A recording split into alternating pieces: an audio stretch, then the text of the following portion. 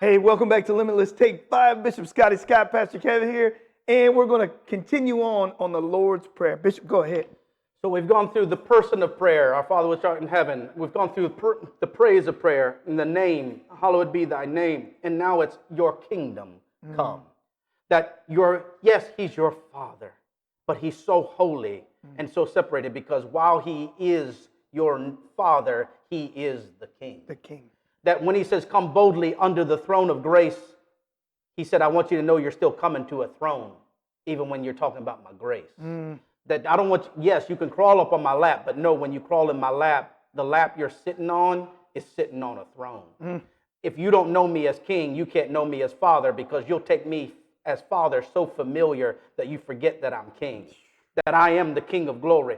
And your kingdom come. You need to understand how vast everything that I have as a king comes through my kingdom. And until you understand my kingdom, you can't approach me as king. And he says, I need you to know what's my kingdom.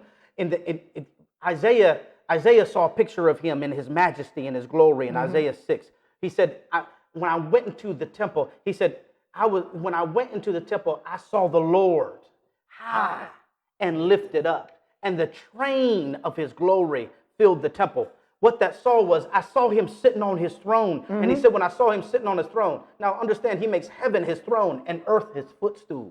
That means everything that you're facing on earth is underneath his feet. That everything you're facing on earth that's over your head, he still has it under his foot. He makes heaven his throne. That there's nothing higher than his throne in the earth. In fact, whenever you come into a courtroom, the highest seat in the courtroom is that of the judge.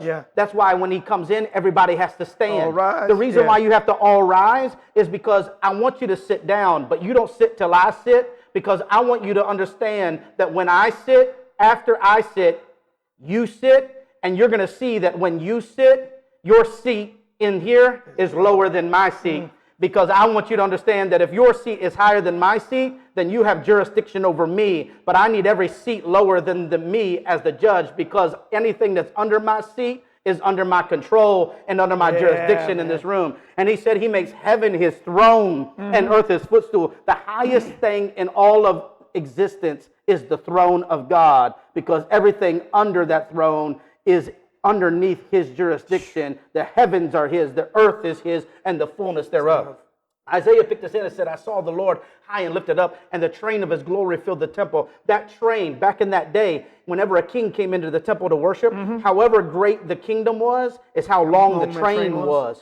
And if you had a small kingdom, you had a short train. He said, when I saw all these kings come in, I could tell their kingdom by the length of their train. But he said, when I saw God come into the temple, the King of glory, lift up your heads, O ye gates, and be ye lifted up, ye everlasting doors, and the King of glory shall come in. Who is this King of glory? The Lord strong and mighty. Who is this King of glory? The Lord mighty in battle. He said, when I saw him come in, he said his train kept coming. His train kept coming. In fact, he said by the time he kept coming in, the train that he had of his glory filled the whole temple. That means wherever I looked up, all I saw was the covering of his train. That means the whole kingdom covers everything. That means if you look up and you don't see it, his train covering, don't pray about it. He said, only pray what you see the train cover. And he said, when I looked up, all I saw was train, and it filled the whole temple, because there's nothing you're going through right now that's not underneath the jurisdiction of your king. He is the King of all kings. He is the Lord of all lords. And in fact, when you approach him as Father, he's the King of kings. That means he's not just a king that's greater than all the other kings. That means anything he's a king of is a king itself. That's why we are a royal priesthood, a holy nation, because he has a nation of kings. And you are a king because he is the King of kings. Have a great day there, kings. Join us back next week.